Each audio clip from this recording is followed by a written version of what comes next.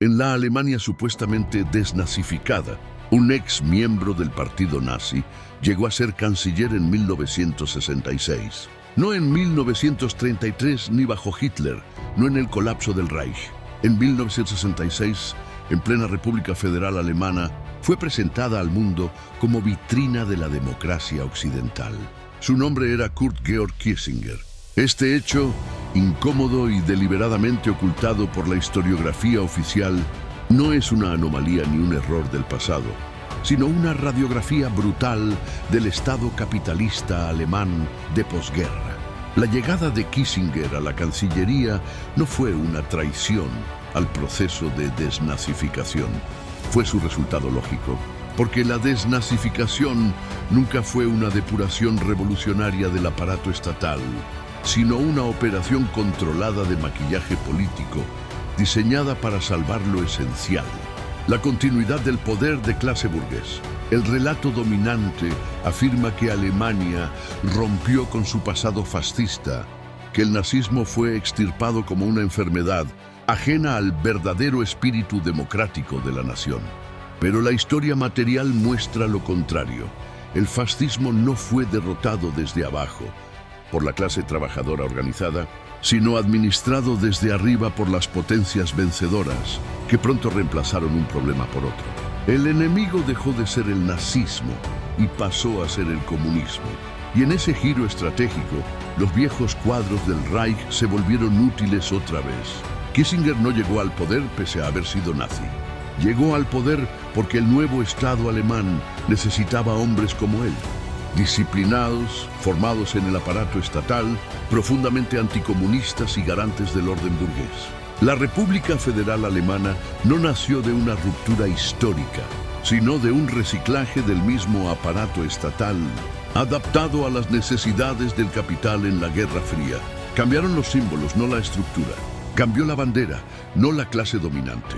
Que un antiguo miembro del partido nazi pudiera convertirse en canciller sin que el sistema colapsara en escándalo permanente, demuestra una verdad que la ideología liberal se esfuerza por ocultar. El capitalismo no se desnazificó porque no podía hacerlo sin cuestionarse a sí mismo. El nazismo fue una forma extrema de dominación burguesa en crisis. Su derrota militar no implicó la derrota social de las clases que lo sostuvieron. Por eso, 20 años después, un exmiembro voluntario nazi gobernaba Alemania Occidental con plena legitimidad parlamentaria. Este no es un análisis sobre un individuo aislado. Es sobre el fraude histórico de la desnazificación, sobre la continuidad del Estado burgués alemán y sobre la mentira estructural de la democracia capitalista, cuando se presenta como antítesis del fascismo. La figura de Kurt Georg Kiesinger no es una excepción vergonzosa, es la prueba. El mito fundacional, Alemania se desnazificó. La República Federal Alemana se edificó sobre un relato fundacional, sobre una supuesta desnazificación ejemplar de la sociedad alemana tras 1945. Según esta versión, el nazismo habría sido extirpado del cuerpo social y sustituido por una democracia nueva, limpia y moralmente regenerada. Pero los datos históricos muestran otra cosa. La desnazificación fue selectiva, superficial y subordinada a la reconstrucción del capitalismo alemán y a las necesidades estratégicas de la Guerra Fría. Al final de la Segunda Guerra Mundial, el partido nazi contaba con más de 8 millones de afiliados, alrededor del 10% de la población alemana adulta. Si se incluyen organizaciones satélite, juventudes hitlerianas, Liga de Mujeres Alemanas, asociaciones profesionales nazificadas, decenas de millones habían estado integradas de algún modo en el aparato del régimen. La pregunta central no es si todos eran criminales, sino otra mucho más incómoda. ¿Cómo pudo desnazificarse un Estado sin desmontar la clase y el aparato que lo habían sostenido? La respuesta está en la forma concreta y contradictoria que asumió el proceso tras el colapso del Estado nazi, porque contra el relato oficial sí existió una desnazificación desde abajo. Ya en mayo de 1945, con el derrumbe del aparato hitleriano, surgieron por toda Alemania comités antifascistas, Antifa-Ausschüsse, nacidos fundamentalmente de la clase trabajadora, de militantes comunistas, socialistas, sindicalistas y obreros sin partido que habían sobrevivido a la represión. Estos comités no se limitaron a declaraciones simbólicas.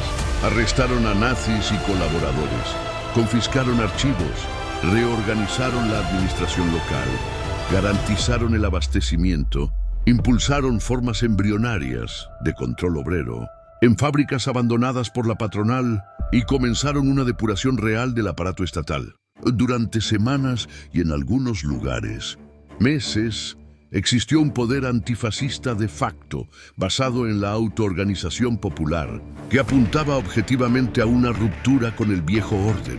Pero precisamente por eso fue intolerable para las potencias aliadas. Lejos de apoyarse en estos organismos surgidos desde abajo, los aliados, especialmente en las zonas occidentales, impusieron la ley marcial, disolvieron o vaciaron de contenido a los comités antifascistas, anularon sus decisiones, liberaron a nazis y colaboradores encarcelados por estos órganos populares, y arrestaron o deportaron a dirigentes obreros y militantes antifascistas. Este proceso represivo no fue episódico.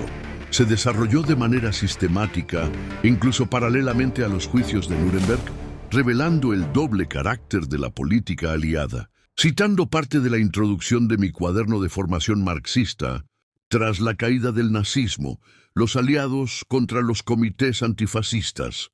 El capital no teme tanto a los discursos revolucionarios como a los hechos revolucionarios. Un comité de obreros que organiza el pan, el orden público y la producción sin patrones ni burócratas, aunque no levante aún un programa marxista explícito, es más peligroso para la burguesía que 1000 proclamas sin estructura detrás. Mientras se juzgaba a una cúpula reducida del régimen nazi, para dar una imagen de justicia histórica, se aplastaba en el terreno toda posibilidad de una depuración revolucionaria real. Nuremberg no fue el inicio de la desnazificación, sino su coartada. El verdadero peligro para el orden capitalista no eran los jerarcas derrotados, sino la clase trabajadora alemana organizada, que comenzaba a sacar conclusiones prácticas de la catástrofe fascista. Este hecho es decisivo. La desnazificación fue una farsa, no porque no hubiera alternativa, sino porque esa alternativa fue conscientemente reprimida. No fracasó por debilidad de la clase obrera, sino porque el imperialismo no podía permitir que el derrumbe del nazismo desembocara en una transformación socialista de Alemania. Por eso se desmantelaron los comités antifascistas y se reconstruyó el Estado desde arriba, reciclando cuadros del viejo régimen bajo nuevas formas jurídicas. Este proceso, deliberadamente silenciado en la historiografía dominante y casi inexistente en lengua española, demuestra que la continuidad del aparato estatal no fue un accidente, ni una improvisación, sino una decisión estratégica del capital internacional. La República Federal Alemana nació así, no contra el pasado nazi, sino sobre sus restos cuidadosamente seleccionados. Sobre este proceso en particular, los comités antifascistas, su papel real y su represión por parte de los aliados, he desarrollado un análisis detallado en un cuaderno de formación marxista, con citas de la época, fragmentos de correspondencia de la oficialidad aliada y documentación poco conocida, disponible en formato libro electrónico en Amazon. El enlace se encuentra en la descripción del video. Ese cierre acelerado no fue casual. Con el inicio de la Guerra Fría, el enemigo estratégico dejó de ser el nazismo derrotado y pasó a ser el comunismo. En ese nuevo escenario, los antiguos cuadros del Reich se volvieron indispensables. Los números lo confirman de manera contundente. A comienzos de los años 50, más del 70% de los altos jueces y fiscales de la RFA habían sido miembros del partido nazi. En el Ministerio de Asuntos Exteriores, una investigación posterior reveló que hacia 1951, alrededor de 2/3 de los diplomáticos de alto rango tenían pasado nazi. En la Administración Pública Federal, La mayoría de los funcionarios reincorporados habían servido previamente al Estado hitleriano. Lejos de ser una falla del sistema, esta reintegración masiva fue política de Estado. Entre 1951 y 1954, el gobierno de Adenauer aprobó una serie de leyes de amnistía y rehabilitación que permitieron el regreso de cientos de miles de exfuncionarios nazis a sus cargos, con pensiones, antigüedad reconocida y plena legitimidad institucional. El criterio no era la responsabilidad histórica, sino la utilidad política, anticomunismo, experiencia administrativa y lealtad al nuevo orden capitalista. El fascismo no fue una aberración externa al capitalismo alemán, sino una de sus formas de dominación en condiciones de crisis extrema. Mientras la burguesía industrial y financiera conservó la propiedad de los medios de producción, su poder económico y su influencia política, cualquier intento de desnazificación solo podía ser cosmético. La República Federal Alemana heredó del Tercer Reich no solo edificios y archivos, sino algo mucho más decisivo: el personal, la mentalidad y la función social del aparato estatal. La democracia parlamentaria no representó una ruptura de clase, sino una reconfiguración política del mismo poder, ahora envuelto en el discurso de la libertad occidental y la lucha contra el totalitarismo comunista. En ese contexto, que un antiguo miembro del partido nazi pudiera llegar a la Cancillería no fue un escándalo sistémico, sino una consecuencia lógica. El sistema no colapsó porque no había nada que colapsar. La desnazificación había cumplido su verdadera función, que no era erradicar el pasado, sino hacerlo compatible con el presente del capital. Kissinger, bajo el Tercer Reich, ni apolítico ni inocente. La defensa habitual de Kurt Georg Kissinger se apoya en una fórmula gastada y profundamente reaccionaria, la del simple afiliado, el funcionario gris que habría atravesado el Tercer Reich sin convicciones, sin responsabilidad y sin culpa.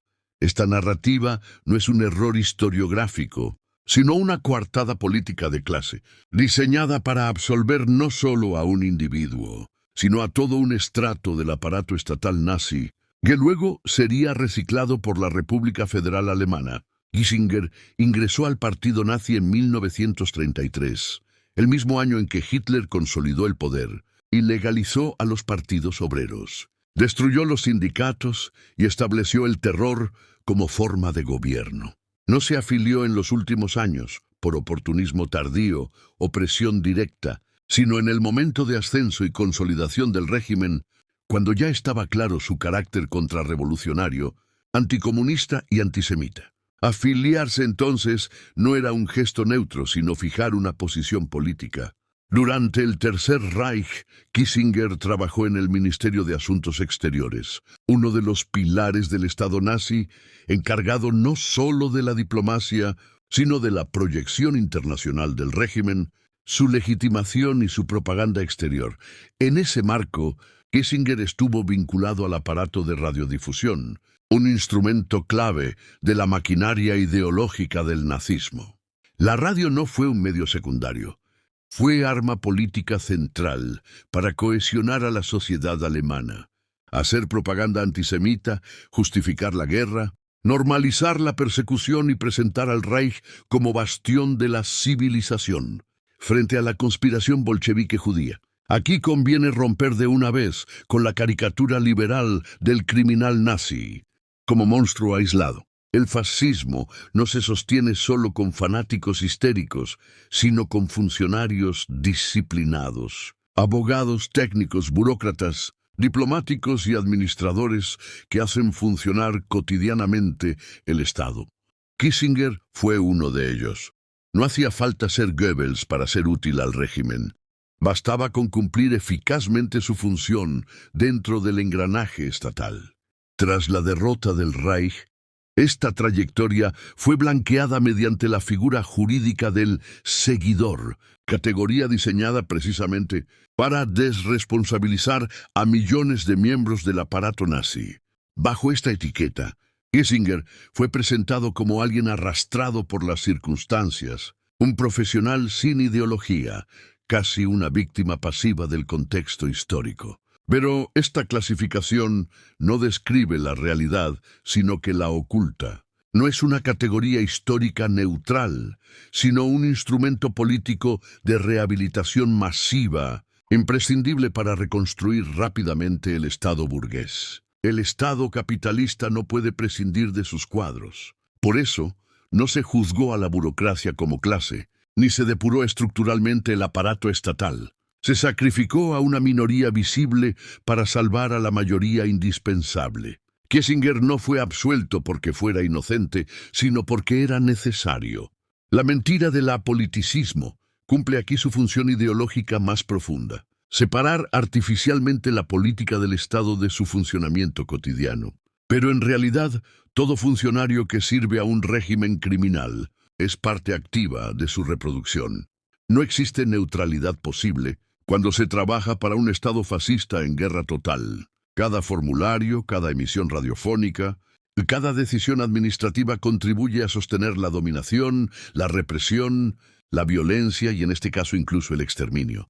Kissinger no fue un accidente ni una excepción.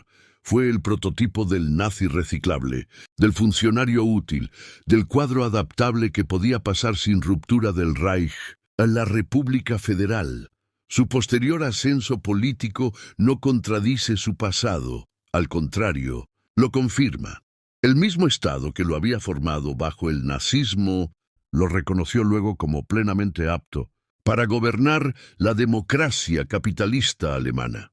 Y es precisamente ahí donde se revela la verdad más incómoda.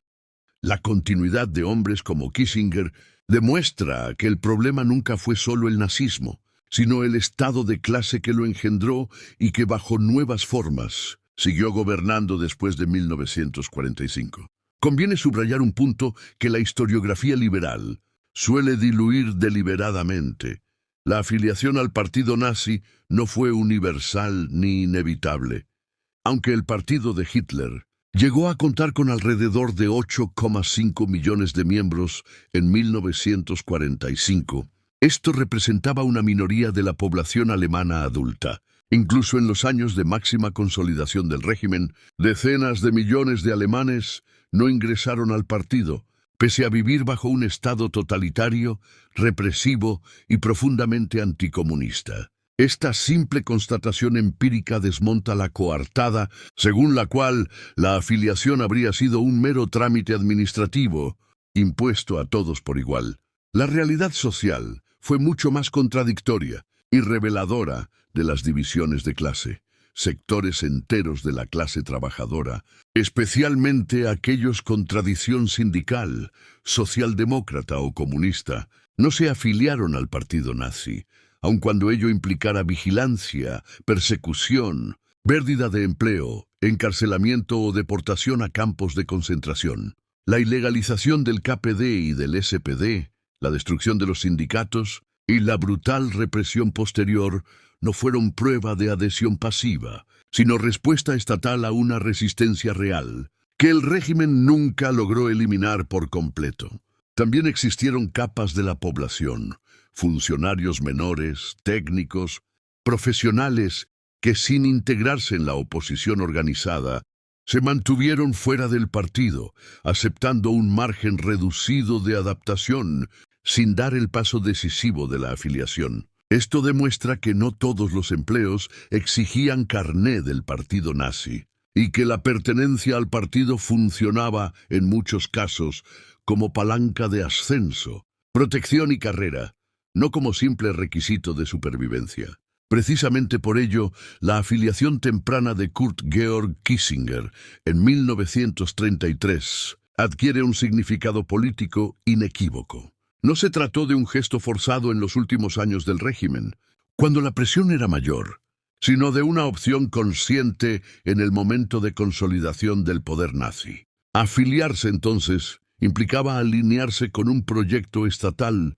que ya había demostrado su carácter contrarrevolucionario, su odio visceral al movimiento obrero y su vocación totalitaria. No fue una elección neutral, sino una apuesta por la integración plena en el nuevo orden. El fascismo no se sostiene únicamente mediante el terror, sino también mediante adhesiones activas de sectores sociales, que ven en él una oportunidad de estabilidad, promoción o defensa del orden existente. El partido nazi no fue solo un aparato represivo, fue un partido de masas, compuesto por millones de individuos que en distintos grados eligieron integrarse en el Estado fascista y hacerlo funcionar.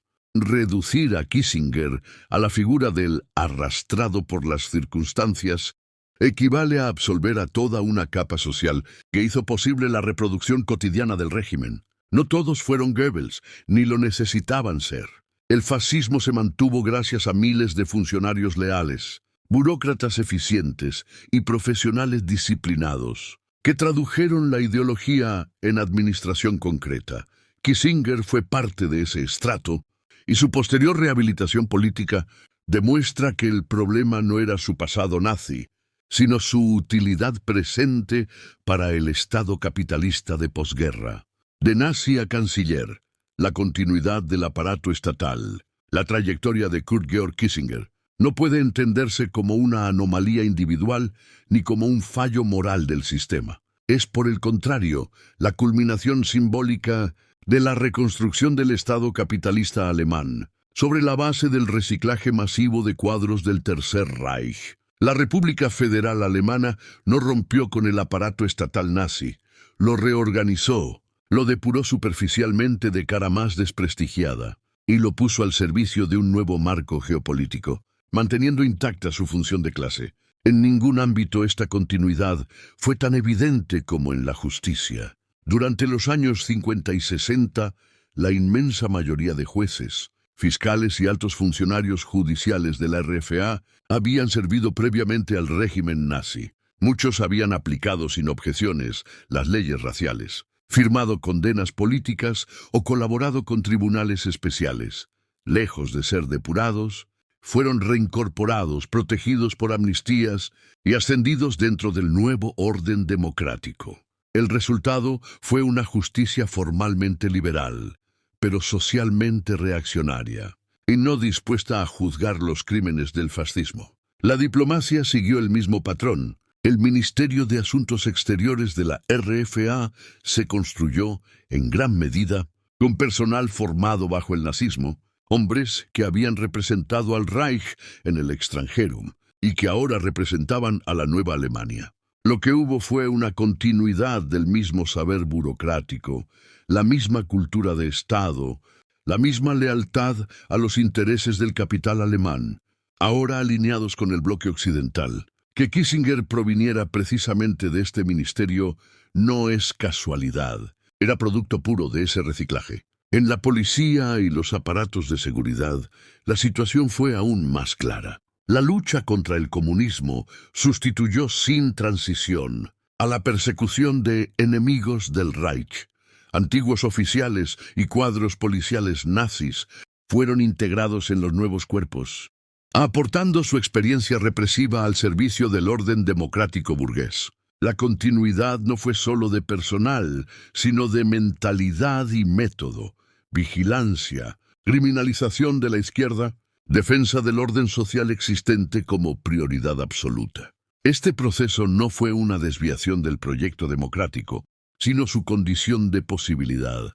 El capitalismo alemán, devastado tras la guerra, necesitaba estabilidad, reconstrucción rápida y control social. Para ello requería un Estado eficaz, disciplinado y confiable. La memoria histórica era secundaria, frente a la necesidad de garantizar la reproducción del capital y la integración de la RFA en el bloque imperialista occidental. Es en este contexto donde la figura de Kissinger adquiere su pleno significado histórico. Su llegada a la Cancillería en 1966, lejos de generar una crisis de legitimidad, fue aceptada como algo normal. Un antiguo miembro del partido nazi no solo podía gobernar, podía hacerlo con el respaldo de una gran coalición entre la CDU y la socialdemocracia del SPD. Aquí se revela una de las verdades más incómodas del periodo. La socialdemocracia alemana,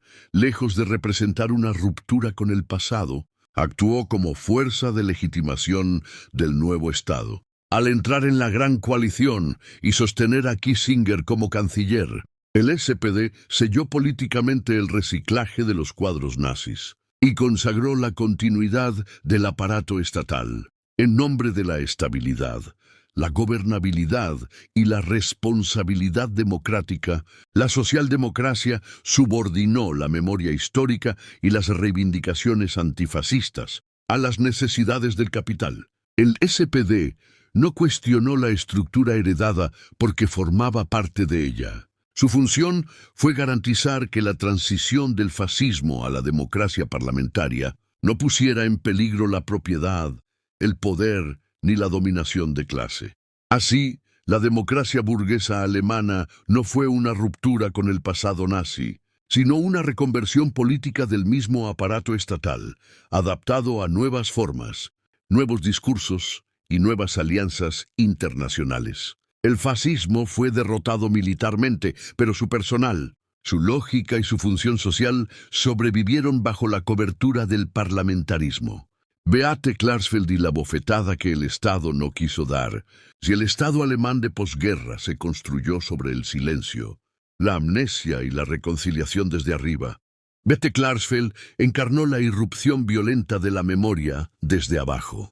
Su gesto no fue un arrebato individual ni una provocación moralista, sino un acto político consciente, dirigido contra la hipocresía estructural de una democracia que había hecho la paz con su pasado nazi sin rendirle cuentas. El 7 de noviembre de 1968, durante un congreso de la CDU, Beate Klarsfeld se acercó a Kurt Georg Kissinger y le propinó una bofetada mientras gritaba «¡Nazi!». Ese grito condensó en una sola palabra lo que el Estado alemán se negaba a pronunciar. No fue un insulto, fue una acusación histórica. En un sistema que había normalizado que un exmiembro del partido de Hitler gobernara el país, la bofetada funcionó como un acto de denuncia pública, allí donde las instituciones habían fallado deliberadamente. La reacción del establishment fue inmediata y reveladora. No se abrió un debate serio sobre el pasado nazi del canciller, ni sobre la continuidad del aparato estatal. Se persiguió a quien denunció, no a quien había colaborado.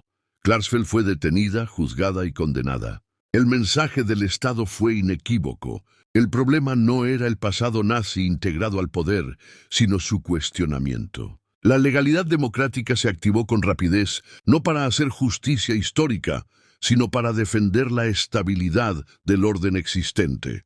Este episodio ilumina con crudeza la función real del Estado burgués. La democracia parlamentaria no actúa como árbitro neutral de la verdad histórica, sino como mecanismo de protección del aparato estatal y de las relaciones de poder heredadas. Cuando la memoria amenaza con desestabilizar esa continuidad, el Estado responde no con autocrítica, sino con represión selectiva. La bofetada de Klarsfeld fue intolerable no por violenta, sino porque rompía el consenso silencioso que permitía gobernar sin rendir cuentas. Este acto se inscribe plenamente en el clima político de 1968, cuando una nueva generación comenzó a cuestionar frontalmente los mitos fundacionales de la posguerra. La juventud alemana, estudiantes, aprendices, jóvenes trabajadores, empezó a preguntar en voz alta quiénes habían sido jueces,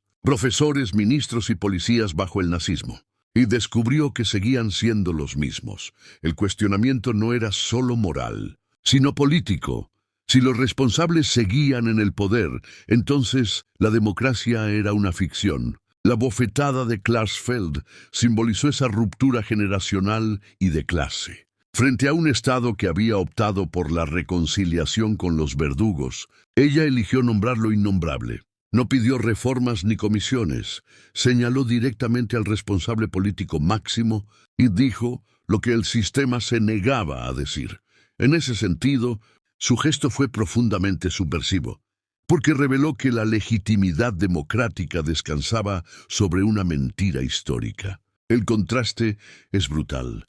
Mientras por un lado los antiguos nazis reciclados eran protegidos por el aparato estatal, y por el otro lado quienes exigían memoria, justicia y depuración eran perseguidos. Así, el episodio de 1968 no solo expone la biografía de Kissinger, sino la lógica profunda de la República Federal Alemana como una democracia capaz de integrar al fascismo derrotado, pero hostil a cualquier intento de desenmascarar esa integración. La bofetada que Beate Klarsfeld le dio a Kissinger fue, en realidad, la bofetada que el Estado alemán nunca quiso darse a sí mismo. Y por eso reaccionó con furia, porque en ese gesto se concentraba la verdad que el mito de la desnazificación había tratado de enterrar. ¿Por qué el capitalismo no podía desnazificarse? La pregunta decisiva no es por qué la desnazificación fue incompleta,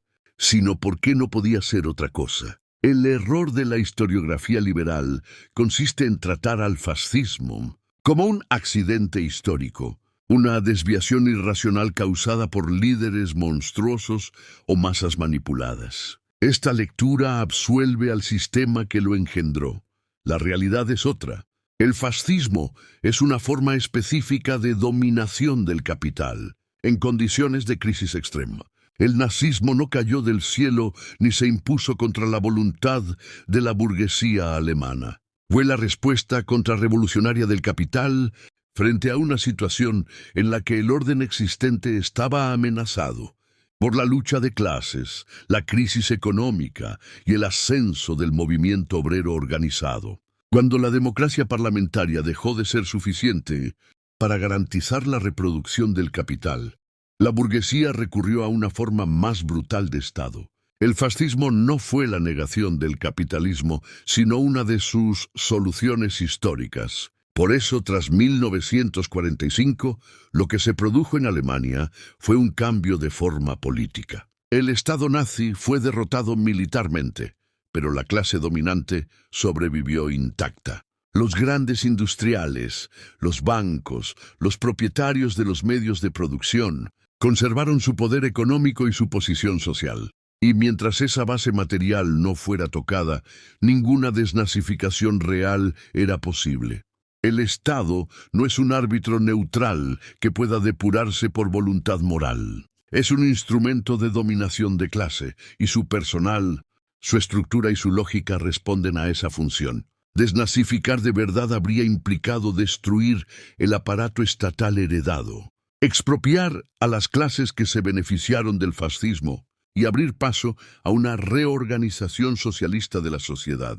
Eso no estaba, ni podía estar, en los planes de las potencias capitalistas vencedoras. Aquí aparece el cemento ideológico que selló la continuidad, el anticomunismo. Tras la guerra, viejos nazis y nuevas democracias encontraron un enemigo común. La lucha contra el comunismo permitió reintegrar a los cuadros del Reich, presentar su pasado como un error secundario y convertir su experiencia represiva en un activo político. Lo que antes se había dirigido contra judíos, comunistas y opositores, ahora se orientaba contra la Unión Soviética, la izquierda y el movimiento obrero. En ese marco, la República Federal Alemana no fue una Alemania nueva, sino una Alemania reconvertida. La democracia parlamentaria funcionó como forma política más flexible y legítima para los mismos intereses de clase, ahora integrados en el bloque imperialista occidental. La legalidad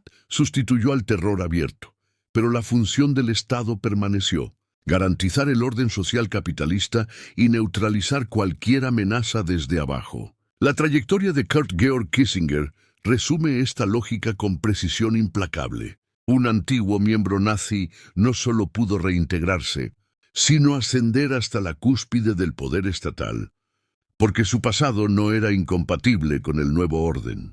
Al contrario, su formación, su disciplina y su anticomunismo lo hacían plenamente apto para gobernar la democracia capitalista alemana. El sistema no tuvo que traicionarse para aceptarlo. Se limitó a ser coherente consigo mismo.